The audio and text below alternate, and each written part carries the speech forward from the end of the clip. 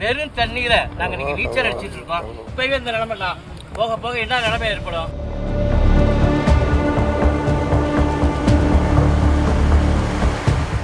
ஆடிப்பெருக்க தேடி விதைக்கணும்னு சொல்லுவாங்க. இன்னைக்கு தேடி விதைக்கக்கூடிய நிலைமையில எல்லாம் இது வந்துட்டு இந்த கடமோட பகுதி. எங்க 4 கிலோமீட்டர் தான் எங்களுக்கு கடன் இருக்கு.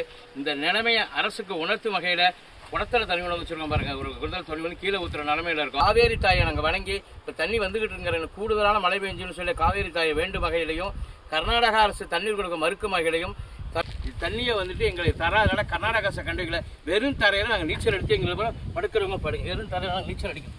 எங்களுடைய அரசை படுக்கிறோம். கர்நாடக அரசு விருப்பப்பட்டவங்க படுங்க. கர்நாடக அரசு எங்களை தண்ணீர் கொடுக்கறத மறுக்குது. தமிழக அரசை கண்டிக்க வைக்கணும். வெறும் தண்ணீரை நாங்கள் இன்னைக்கு நீச்சல் அடிச்சுட்டு இருக்கோம். இந்த நிலைமை நீடிக்க கூடாது. எங்களுடைய உரிமை நீரை தமிழக அரசும் அதே மாதிரி பெற்றுத்தரணும். வன்மையாக DK சிவகுமாரையும் கண்டிக்கிறோம், தமிழக அரசையும் கண்டிக்கிறோம். அனைத்து கட்சி கூட்டத்தை கூட்டணும்.